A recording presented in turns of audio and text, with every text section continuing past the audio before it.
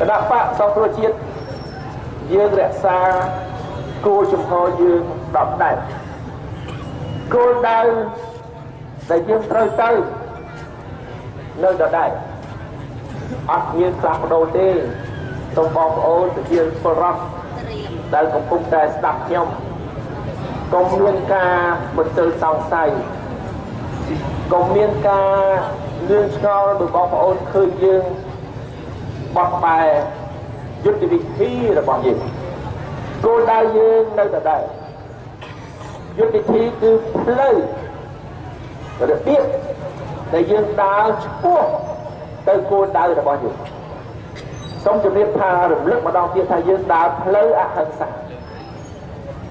យើងធ្វើអ្វីៗដោយសន្តិវិធីដូច្នេះយើងដើរផ្លូវអហិង្សា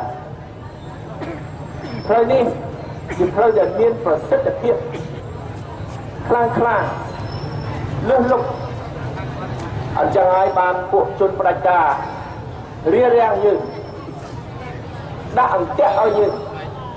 ងធ្លាក់ចូលទៅក្នុងអន្ទាក់នៃអំពើហិង្សាយើងគិតជានិច្ចយើងដើរផ្លូវអហិង្សាដើរមួយរយៈពេល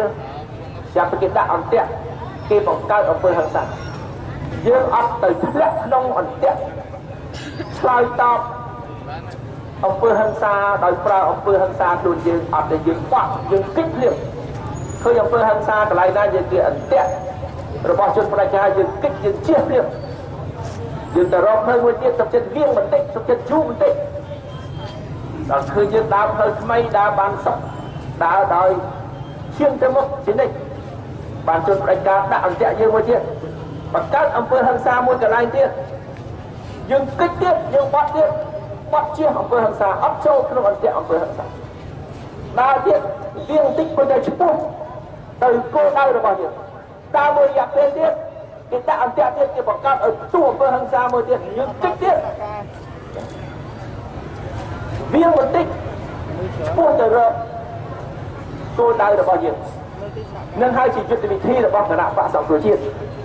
សូមបងប្អូនកុំឆ្ងល់ថាមិនក៏បត់មិនចេះគិតយើងត្រូវចេះដកខ្លួនត្រូវចេះដកខ្លួនមួយរយៈពេលកុំទៅប្រឈមមុខ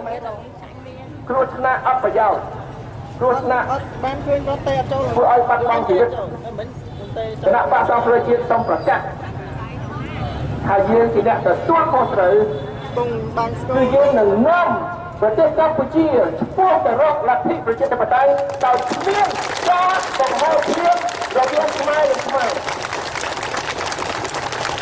អ្នកខ្លះគេអត់ឲ្យចង់ឲ្យប្រទេសកម្ពុជាបានទៅដល់លទ្ធិប្រជាធិបតេយ្យហើយមានតែគណៈបក្សសង្គ្រោះជាតិមួយគត់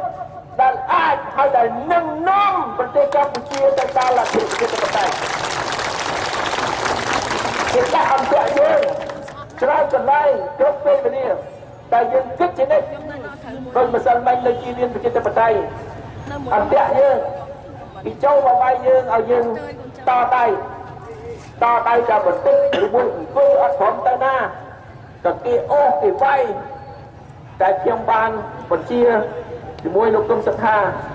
ថាកិច្ចគេឲ្យគេអង្គើហិង្សាឲ្យកិច្ចសូមឲ្យប្រសងនិមន្តចេញបងប្អូននិមន្តចេញសូមតដៃទៅជាអហិង្សាជោគជ័យ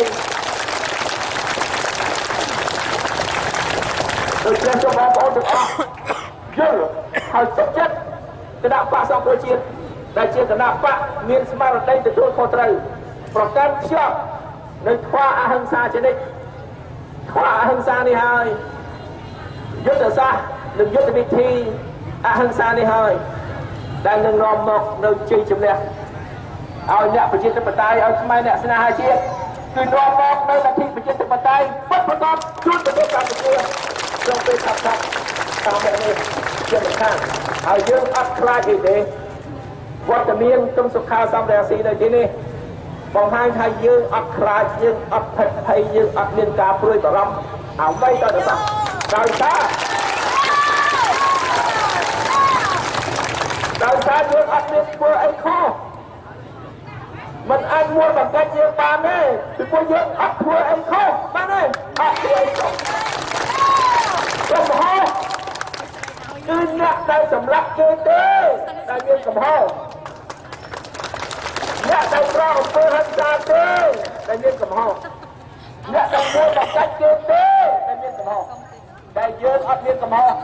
យើងគ្រាន់តែស្មោះត្រង់ជាមួយប្រជារាស្ត្រហ៊ានលះបង់ជីវិតជួនជាតិអត់មានខុសអីទេ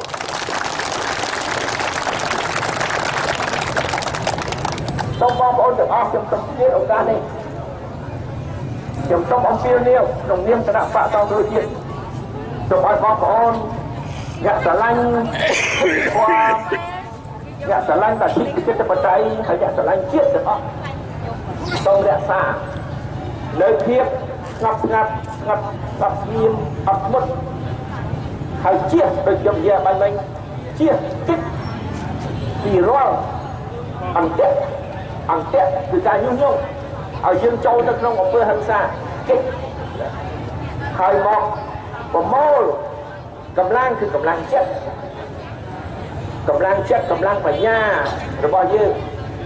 ការបដិញ្ញាចិត្តរបស់យើងប្រមូលគ្នាដើម្បីទ្រង់ទ្រាយផ្លូវអហិង្សាមួយទៀតតាមរបៀបណាមួយទៀតវិធីណាមួយទៀតដើម្បីស្ពោះទៅរកជ័យជំនះជូនប្រទេសជាតិរបស់យើងទាំងអស់គ្នាសូមអរគុណសូមអរគុណ